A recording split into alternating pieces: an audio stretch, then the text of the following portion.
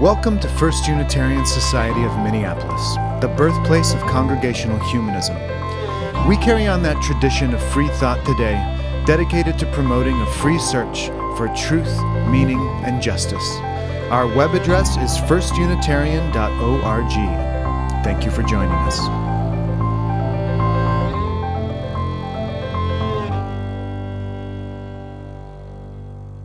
O grout,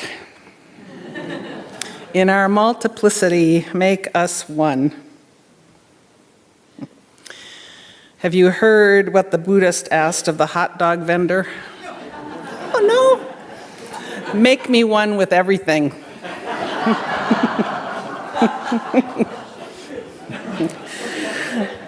And now some might think that that is the ultimate expression of belonging, to be made to feel one with everything, inside and out, through and through, loved unconditionally.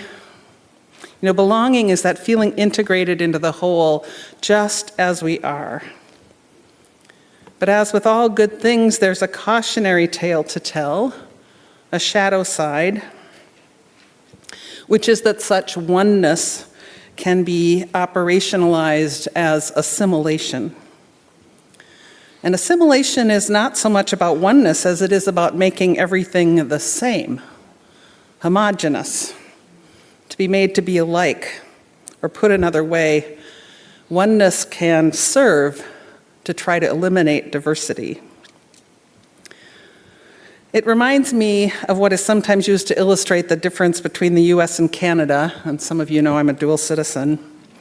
The difference is expressed in that the US thinks of itself as a melting pot, a oneness or unity formed of melting together and perhaps losing individuality. And that Canada thinks of itself as a mosaic of culture, with individual pieces retaining their distinctiveness and yet coming together as one. And that mosaic quality is what I love about the reading Molly shared and about the tree at the UU Church, the tree that the UU Church of Berkeley created. In Reverend Leifert's telling, bits and pieces of broken ceramics and jewelry and glass and stone, including such things as fragments of the Berlin Wall, a watch face, a key, all manner of things eventually belonged in that mosaic. None were made to assimilate or become to look like any other piece. They all belonged. And in their differences, they became one, each a part of the whole. So belonging is both and, right? To belong involves feeling part of the whole while able to be one's unique and authentic self. Singularity within community. Now, with all the pomp and circumstance of coming together in September, there just has not been enough time to talk about building belonging, which has been our theme for the month. And it's such a critical topic for exploring the quest to build a beloved community. How do we build belonging? How? How do we do that? How? Well, caring about how to do this matters because, while a religious community is a voluntary association, and each individual's decision to take it or leave it is usually, probably, that comes down to whether or not there is that felt sense of belonging, the feeling of home. And a mosaic is an apt metaphor. Like individuals coming into community, consider all of the disparate pieces showing up to help create a mosaic. And now imagine that they come not to create something from nothing, but rather they each arrive at an existing community. Take, for example, this congregation, where the project is well established and has already taken on a particular shape and color over generations.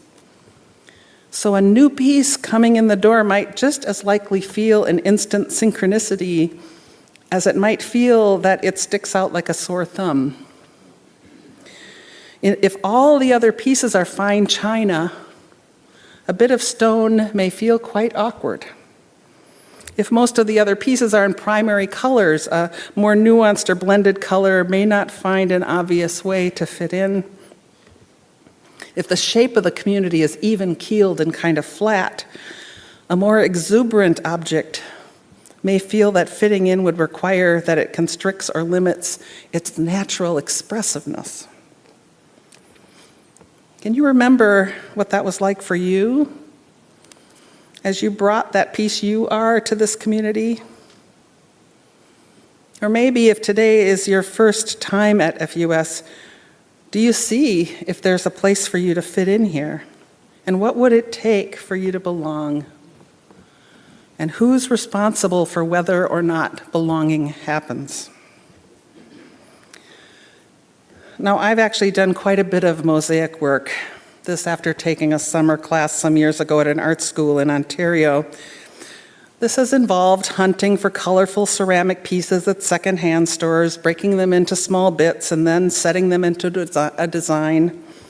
Just this past summer, I worked with a friend who had attended that class with me, and together we created a tabletop that will take up residence on her porch. Now, this is not a precise process. One cannot control exactly how a piece will break, and each piece is a unique shape and color, and they can't be arranged in neat and predictable rows. To some extent, it is their individuality that determines the ultimate design. And it is indeed the grout that eventually holds all these different pieces together. The grout. What it is about the grout that makes a wholeness or belonging happen? As you heard, Liefert says that it happens slowly in congregations, in board meetings and committee meetings and endless emails and the mini meal and the connection circles and singing in the choir. You know, we make grout when we learn each other's names and show up to lend a hand stuffing snack bags or to weed the garden or to volunteer in the kitchen. It's a slow process, this grout-making business, but we generally quickly assess if we belong or not, and don't often wait around for the grout to set. And if I were to say what grout is made of, I would say grace, hospitality, forgiveness, flexibility, a willingness to change, open minds and hearts, curiosity, patience, a commitment to building the mosaic and an acceptance, a humility that each of us, while critical to the whole, is but one part. And here's another thing about grout. I think its very presence helps us to remain distinct individuals. The fact that there's this grout between us builds trust. I need not worry about being absorbed by you because there's grout, this grace between us. You need not feel threatened by my difference because there's grout, respect between us. We are connected by our commitments, our covenants, our mission, and still we remain individuals, singularity in beloved community. So whenever we are in the presence of diversity, we can wish that others would be just like us. Or we can choose to see difference as a contribution to a beautiful, beloved, and co-created mosaic. Once upon a time, I took a preaching class with the Reverend Dr. James Forbes, Minister Emeritus at Riverside Church in New York City. He has a particular idea of what preaching is and how a minister should preach. This is a story for another time, but suffice it to say that his ideas were challenged a bit by a classroom full of UU ministers. To his credit, he returned to the second day of class and shared that he had learned something new by being with us. He saw that preaching might be different for others, and his humility and open-mindedness was inspiring. And so it doesn't surprise me that when he was asked how he made worship work in his diverse, integrated congregation, and I think here we might substitute belonging for his words, of integration, he responded in this way: a truly diverse congregation where anybody enjoys more than 75% of what's going on is not thoroughly integrated. So that if you're going to be an integrated church, you have to be prepared to think, hey, this is great. I enjoyed at least 75% of it. Because 25% you should grant for somebody's precious liturgical expression that is probably odious to you. Otherwise, it is not integrating. So an integrating church is characterized by the need to be content with less than total satisfaction with everything. You have to factor in a willingness to absorb some things that are not dear to you that may be precious to some of those coming in, unquote. I guess that means that building belonging with and for others means not needing 100% satisfaction. Building belonging means being joyful when there's 25% you don't like, as it means you're allowing space for others, for difference. Building belonging means understanding and embracing the presence of difference because, well, as Dietrich Bonhoeffer wrote, he who is in love with his vision of community will destroy community, but he who loves the people around him will create community wherever he goes. Love the people around you. Even if you don't like their music, even if you don't share the same passions, even if your lived experience is different, even if they use language you don't, even if you don't get to have everything your way. Love the people around you. Building belonging takes perseverance and the ability to tolerate imperfection in others and in yourself. It means allowing your preferred vision of community to be altered by the presence of difference, whether you're already part of the established mosaic or you are a new piece wanting to become a part. It means celebrating when others find a way to belong. Hang in there and let the grout do its work. At the risk that another metaphor here may be too much, in closing, I share this poem called Jigsaw by Rabbi Lawrence Kushner. Each lifetime is the pieces of a jigsaw puzzle. For some, there are more pieces. For others, the puzzle is more difficult to assemble. Some seem to be born with a nearly complete puzzle, and so it goes. Souls going this way and that, trying to assemble the myriad parts. But know this, no one has within themselves all the pieces to their puzzle, like before the days when they used to seal jigsaw puzzles in cellophane, ensuring that all the pieces were there.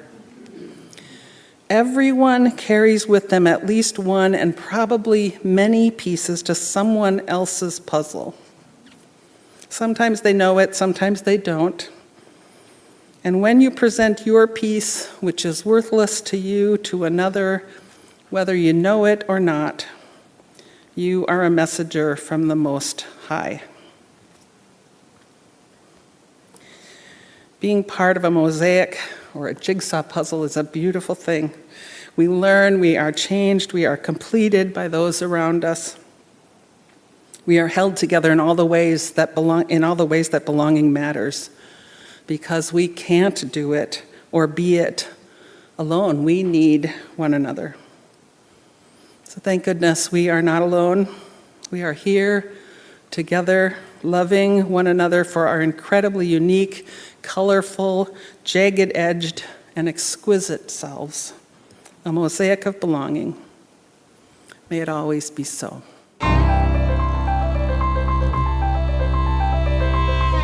Thanks for listening. You can find much more about humanism and what's happening at First Unitarian Society of Minneapolis by visiting our website at firstunitarian.org.